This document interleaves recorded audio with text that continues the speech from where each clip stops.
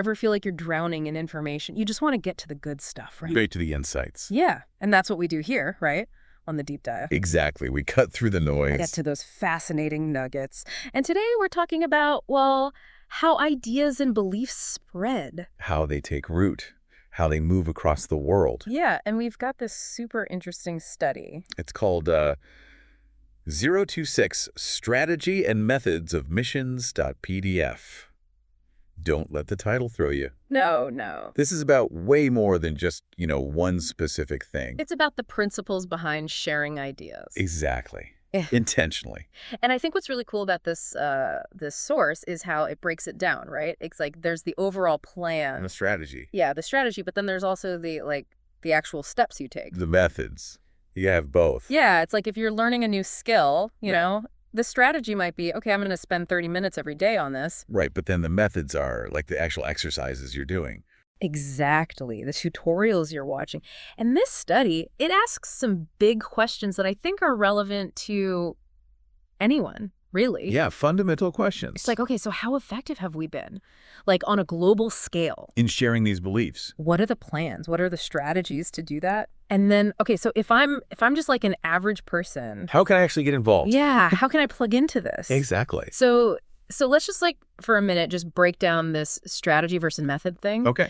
Yeah. Because the source makes it clear that, they're connected. Linked. Yeah. But they're different. Different levels. Different levels. It's like strategy is the big picture. The high-level blueprint. Yeah. The guiding principles. Like, for example, the source talks about aiming to establish self-sufficient, locally led churches within a time frame. Like, That's a strategic aim. Yeah. So then the methods would be like, okay, so how do we get there? Right. How do we actually do that? Yeah. We're going to conduct surveys. We're going to understand the culture. Yeah. We're going to start with home Bible study groups, maybe. Maybe, yeah. We're not going to give them money. Right. So they have to be self-supporting. Self-reliant. So you can see how both are really important. Absolutely. It's like, you can have the best vision in the world. But if your actions don't line up, you're not going to get anywhere. Yeah. And conversely, you can be really, really busy. Running around like a chicken with its head cut off. But if you're not moving towards something... Well, that's strategic. Yeah, you're just wasting energy. Exactly. And I think what's really cool about this study is that it actually looks at, critically evaluates how effective different strategies have been over time. Over time, yeah. And a big theme here is, you always have to be checking, right?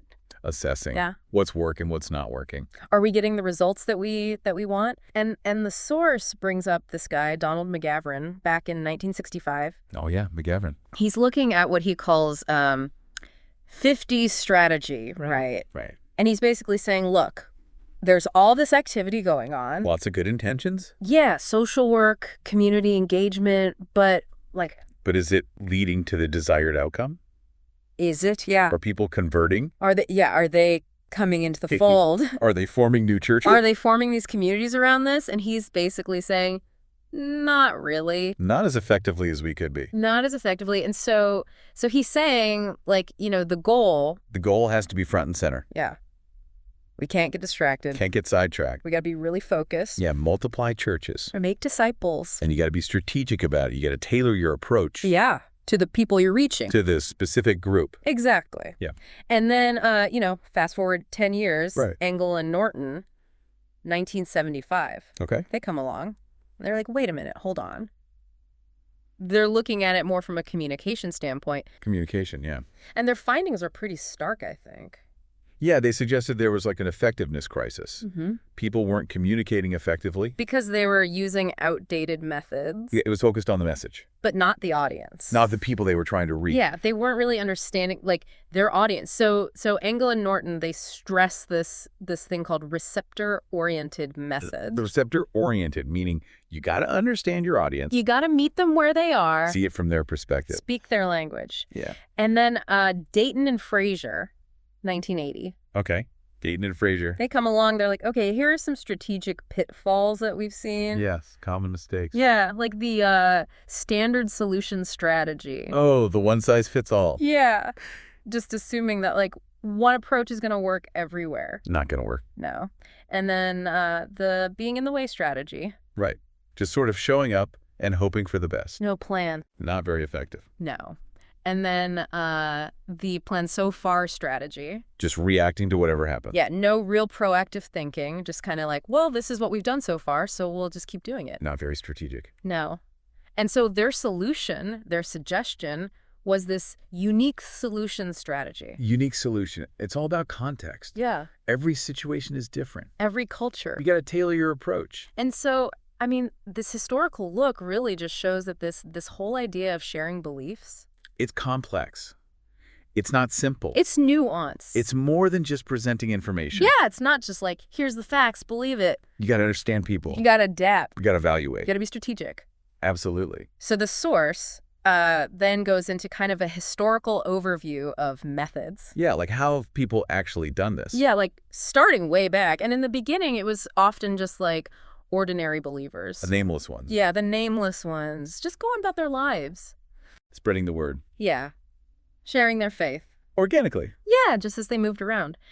And then we start to see some more specific methods emerge. More intentional. Yeah, so you have this guy, Ulfilas. Okay. 4th century. 4th century, Ulfilas. He worked with the Goths. The Goths. And he was like, you know what? We need to translate the scriptures. Into their language.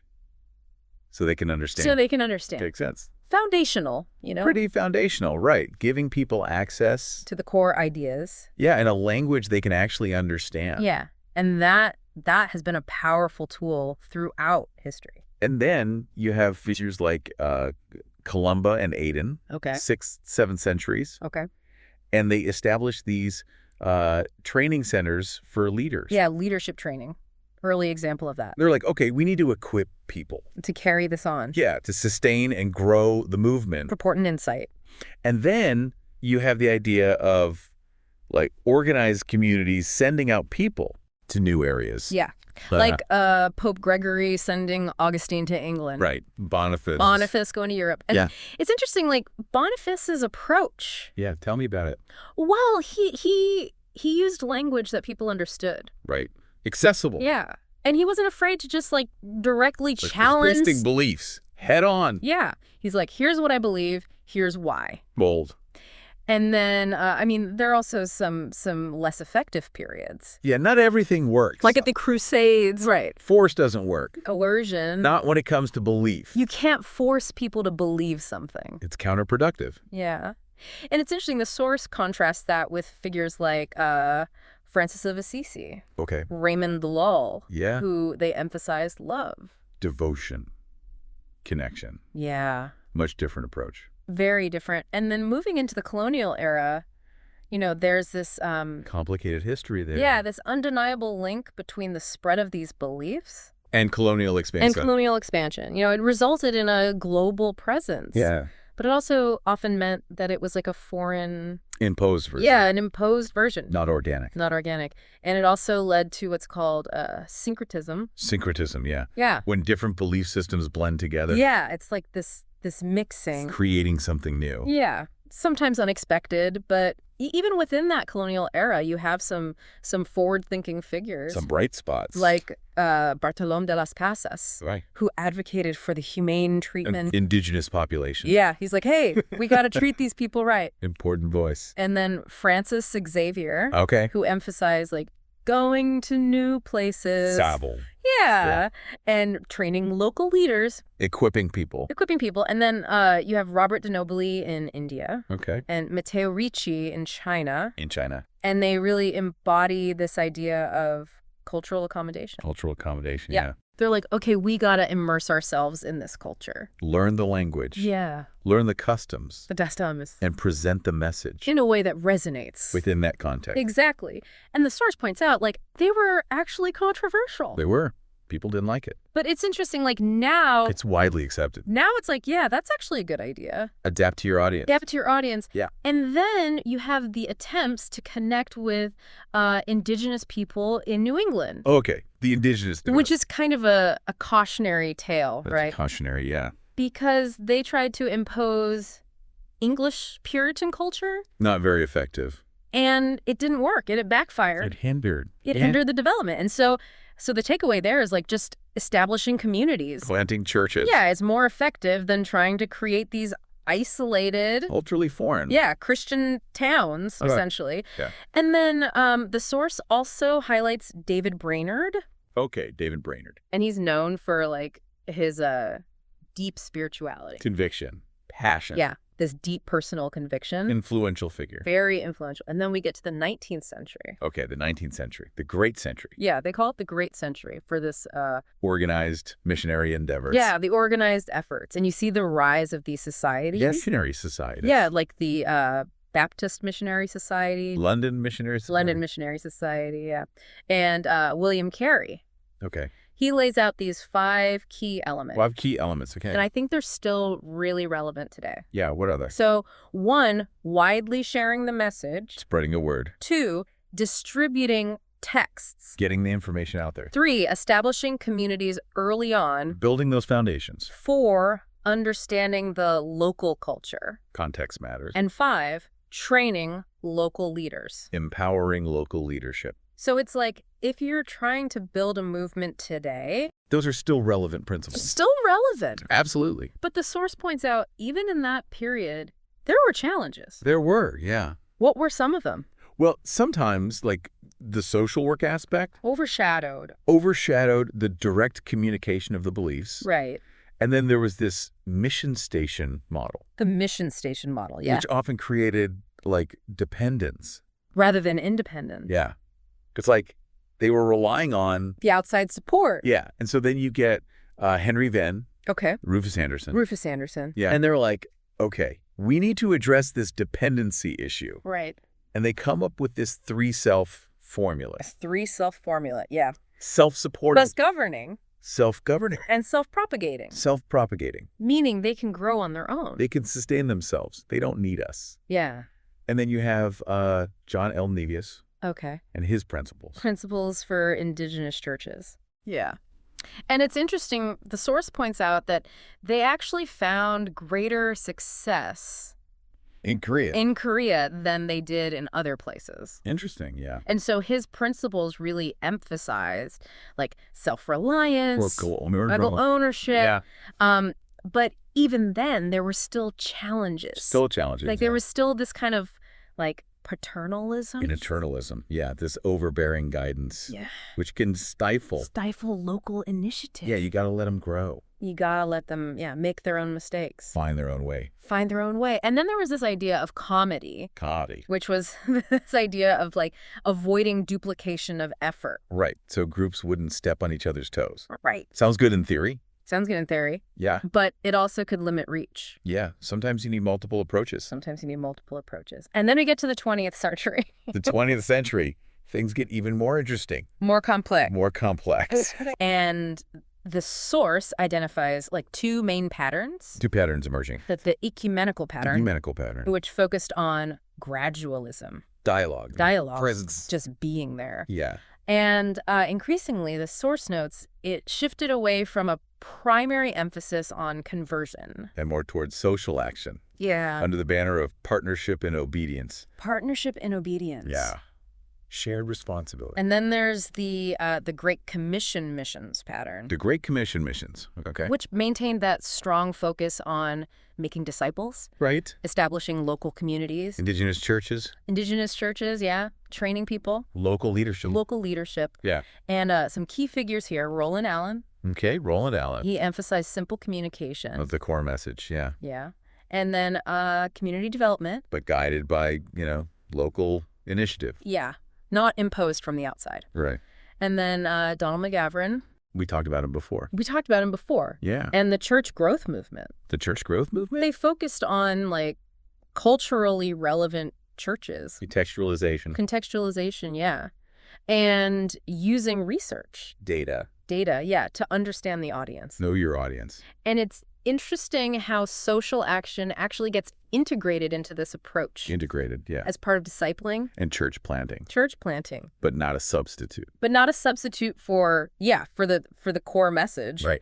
And then, also in the 20th century, you see this growing focus on reaching people who, like... hadn't been exposed yet. Yeah, like the unreached, the unchurched. New frontiers.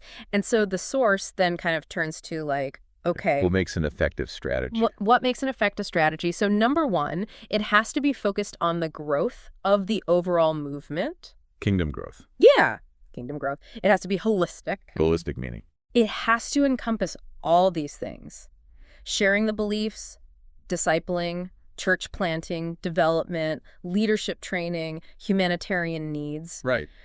But it recognizes that not everybody has to do everything. Right. Different roles, different gifts. Different gifts, yeah. And an effective strategy has to be based on research. Research. Yeah. Like actually studying. Understanding the context. When understanding the context, the source even calls research a spiritual undertaking. That's interesting. Yeah, which I thought was kind of cool. It is. And then effective strategy is results-oriented. Results-oriented, yeah. It's like, what are the goals? Are we achieving them? Are we achieving them? And it emphasizes like focusing resources on places where people are actually responding. Yeah.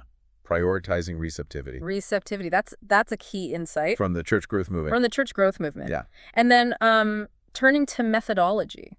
Okay, so how do we actually do this? So the source stresses the role of the Holy Spirit, but it also emphasizes the need for planning. Careful planning. Yeah, and seeking better methods. Always improving. Always improve. It's not like, well, the Holy Spirit will just take care of it. We still have a responsibility. We still have to be thoughtful. Strategic. Strategic. And it emphasizes adaptability. Adaptability. Yeah, there's no one-size-fits-all. No magic formula. You got to be flexible. You got to be flexible. Yeah. And effective methodology is centered on evangelism. Evangelism meaning? Sharing the beliefs. Sharing the message. And church development. Church development. With church planting being like a really key aspect. A very effective method. A very effective method. Yeah. And it emphasizes the importance of like planting churches that are culturally relevant. Kinds of churches. Kinds of churches, Exactly. yeah, that meet the needs of the local people. Contextualization again. Contextualization, yeah. And the ultimate aim is a self-sustaining church. Self-sustaining, yeah. Doesn't rely on outside support. Self-governed. Self-governing. Self-propagating. They can grow on their own. They can reach their own people. Yeah. And the source talks about this idea of the dynamic equivalent church. Dynamic equivalent. What does that mean? So it's like it captures the essence of the original model. The New Testament church. Yeah, the New Testament church. But it doesn't just copy. It adapts. It adapts to the new culture. Yeah. And so cultural relevance. Cultural relevance is huge. It extends to everything. Communication. Structure. Worship. Architecture. It's like you don't want to just impose. Foreign customs. Yeah. And you also don't want to fall into the trap of paternalism. Right. That we talked about before. And you also don't want to dilute or distort the core principles. Right. You got to stay true to those. You got to stay true. You got to find that balance. It's a tension. It's a tension, yeah. And then a really critical aspect of effective methodology is reproducibility. Reproducibility. Meaning? The methods have to be able to be adopted and implemented by new people. By new converts. By new churches. So it can keep spreading. So it can grow organically. It doesn't have to rely on constant outside support. Perpetual outside support. And then the source kind of wraps up by talking about contemporary methodologies. How are people doing this today? Yeah, like what are some examples? What are some of the methods? So you have group-based approaches. Like small groups. Small groups, yeah. Like house churches. House churches, yeah. Cell groups. Cell groups, yeah. And then you have tailored strategies for specific groups. Like messianic synagogues for Jewish people. Yeah, yeah. Isa mosques for Muslims. And then innovative church models. Like purpose-driven churches. Purpose-driven church. Reaching the unchurched. Yeah. With contemporary music, formats, times. Yeah. But still biblically sound. Still grounded in the core message. And then even using marketing techniques. Marketing. Wow. Yeah. To understand the community. You'll reach people. And a lot of focus on training. Making training accessible. Yeah. Like decentralized training. Distance learning. Yeah. Distance learning. So more people can get equipped. More people can get equipped. And then for individuals, there's long-term commitments. Career missionaries. Yeah, career missionaries. And then there's short-term service. Like summer missions. Summer missions, yeah. Internships. Volunteer work. Tent making, yeah. Working overseas. And then partnership missions. Churches partnering with missionaries. Yeah. Supporting them. And then service corps. Like the Mission Service Corps. Yeah. International Service Corps. For a year or longer. Longer commitments. And then even just individuals. Individuals can make a difference. Like serving as a non-resident missionary. Non-resident missionary. Yeah. Interesting. Yeah. So like living in one country. But working with a target group. Yeah. Like refugees, for example. And then making short trips. Yeah. To areas that are harder to reach. And the source also mentions like utilizing open doors. Open doors in closed countries. Yeah, closed countries. Through relief ministries. That's Yamamori's suggestion. Yeah. Interesting. And even just like teaching English as a second language. That's all. Yeah. As a way to get in. An entry point. An entry point. So, wow, we've covered a lot of ground. We have. From ancient history to the modern day. Yeah. It's really just fascinating to see how this whole field has evolved. It has. It's constantly evolving. Learning from its mistakes. Adapting to new challenges. New challenges. New opportunities. New opportunities. So, I mean, what are some key takeaways for you from all this?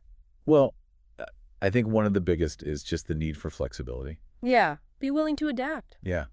There's no one right way to do this. No magic formula. You got to be sensitive to the context. Yeah. Understand the culture. Understand the people. And I think another big takeaway is just the importance of both evangelism and church development. Yeah, you got to do both. You can't just focus on one. You got to share the message, but you also got to build communities. Yeah, and you got to make sure those communities are self-sustaining. Self-sustaining, locally led. Culturally relevant. Reproducible. Yeah, so they can keep growing on their own. On their own, without outside support. And I think another really important takeaway is just the need for cultural sensitivity. Respect. Respect, yeah. Yeah. You know, you don't want to just impose your culture on other people. You got to meet them where they are. Meet them where they are. Yeah. And so, I mean, I think this study, it's not just about religious movements, right? It's about how ideas spread. How ideas spread. How movements grow. In any context. Any context. Think about, like, social change. Social change, yeah. Businesses. Expanding into new markets. Education. Education, yeah. Any kind of movement. The principles are the same. The principles are the same. So this leaves us with a final thought to ponder. Okay. In a world with so many different communication styles, so many different cultures, what seemingly universal messages okay. might actually require the most careful, the most context-aware translation. To really resonate. To really take hold. Yeah, that's a good one. So think about that in your own life. In your own area of interest. What are you passionate about? What are you trying to change?